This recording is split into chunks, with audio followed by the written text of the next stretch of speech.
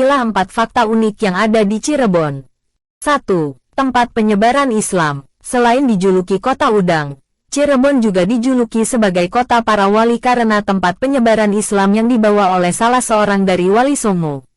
Sosok penyebar Islam di sana bernama Fathahillah atau Syekh Syarif Hidayatullah yang lebih dikenal sebagai Sunan Gunung Jati. Pada masa Sunan Gunung Jati, peradaban Islam di Cirebon mencapai masa kejayaannya. Bukti-bukti kejayaan Syarif Hidayatullah di Cirebon, selain terlihat dari sisi keagamaannya, yaitu yang bersifat rohaniah seperti penyebaran Islam, juga dapat dilihat pada perkembangan bangunan fisiknya, seperti masjid dan keraton yang saat ini berada di Kasepuhan. 2. 3 keraton. Banyak orang hanya mengenal 2 keraton yang berada di Cirebon, yaitu Keraton Kasepuhan dan Keraton Kanoman. Sejarah mencatat, sebenarnya di Cirebon terdapat satu lagi keraton yang cukup berpengaruh, yaitu Keraton Kacirebonan. Keraton Kasepuhan disebut-sebut sebagai pusat pemerintahan pada zaman dahulu yang kemudian dipecah menjadi beberapa bagian. Sementara, Keraton Kanoman identik dengan warna putih di setiap bangunannya. Sedangkan, bentuk arsitektur Keraton Kacirebonan tidak jauh berbeda dengan Keraton Kanoman. Saat ini, Keraton Kacirebonan hanya dijadikan tempat singgahnya para keturunan raja-raja tempo dulu. Keraton Kanoman ini menjadi tempat khusus bagi orang-orang yang ingin belajar ilmu agama seperti yang ada pada pondok pesantren di tanah air. Keraton Kasepuhan merupakan keraton terbesar di kota Cirebon. Seperti diungkapkan Dini Rosmalia dalam penelitiannya berjudul, Pola Ruang Lanskap Keraton Kasepuhan Cirebon. Tata ruang kompleks Keraton Kasepuhan terbagi menjadi 2 bagian, yang dibatasi oleh dinding kuta atau bata bagian luar dan bagian dalam kompleks. Bagian luar kompleks keraton terdapat Masjid Sang Cipta Rasa, alun-alun, bangunan Pancaratna dan Pancaniti. Sementara, bagian dalam kompleks keraton yang berada di dalam dinding kuta terbagi dalam 4 zona. Setiap zona dibatasi oleh dinding dan pintu. Zona pertama, sebagai area publik.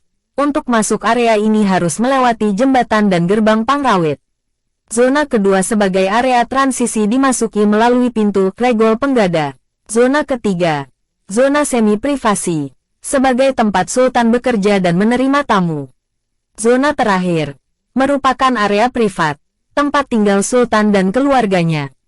Area ini hanya boleh dimasuki oleh orang-orang tertentu. 3. Masjid Sang Cipta Rasa. Seperti disebutkan pada poin 2. Masjid Agung Sang Cipta Rasa berada di bagian luar Keraton Kasepuhan.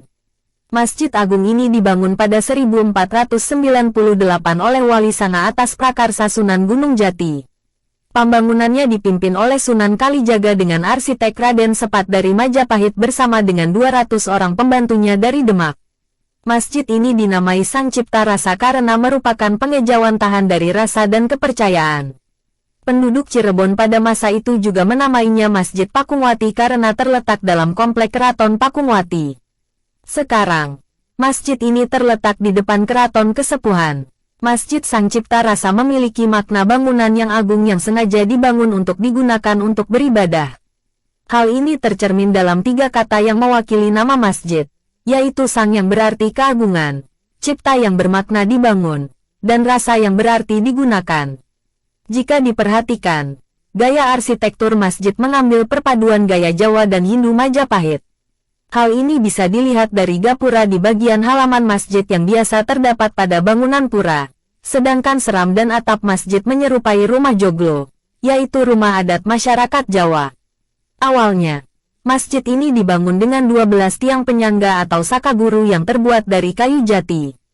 Karena faktor usia, kayu penyangga ditopang dengan tiang-tiang yang terbuat dari besi serta menambahkan 18 penyangga baru saat pemugaran yang dilakukan pada 1977. Keistimewaan lain, masjid ini mempunyai 9 pintu sebagai jalan masuknya, 1 pintu utama dan 8 di sisi kanan dan kiri. Pintu utama masjid yang berukuran 240 cm hanya dibuka pada saat salat Jumat dan hari besar Islam lainnya, seperti Maulid Nabi, Salat Idul Fitri, dan Idul Adha. Sedangkan pintu di bagian samping dibuat lebih rendah dengan ukuran 160 cm sebagai simbol penghormatan dan merendahkan diri saat memasuki masjid. 4. Makam Sunan Gunung Jati. Bicara Cirebon kurang lengkap tanpa membahas kompleks pemakaman Sunan Gunung Jati. Lokasi ini ramai dikunjungi peziarah maupun wisatawan dari berbagai kota di Indonesia. Lokasinya terletak di Desa Astana, Kecamatan Gunung Jati, Kabupaten Cirebon, Jawa Barat.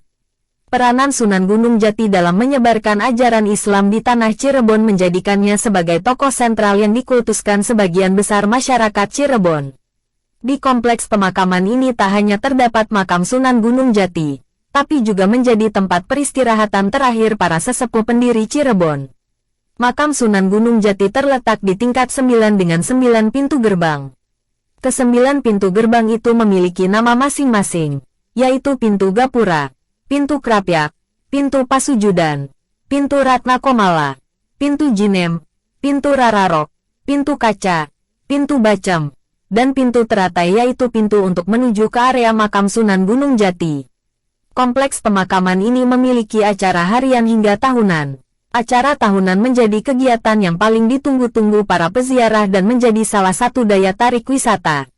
Adapun kegiatan tahunan makam Sunan Gunung Jati, seperti Maulid Nabi Muhammad SAW, Syabanan, Sedekah Bumi, Syawal, berupa sunatan santunan anak yatim, fakir miskin, dan duafa, dan 21 setiap Ramadan pencucian benda-benda peninggalan. Jumlah pengunjung umumnya meningkat saat Ramadan, Idul Fitri, Maulid, dan hari besar Islam lainnya.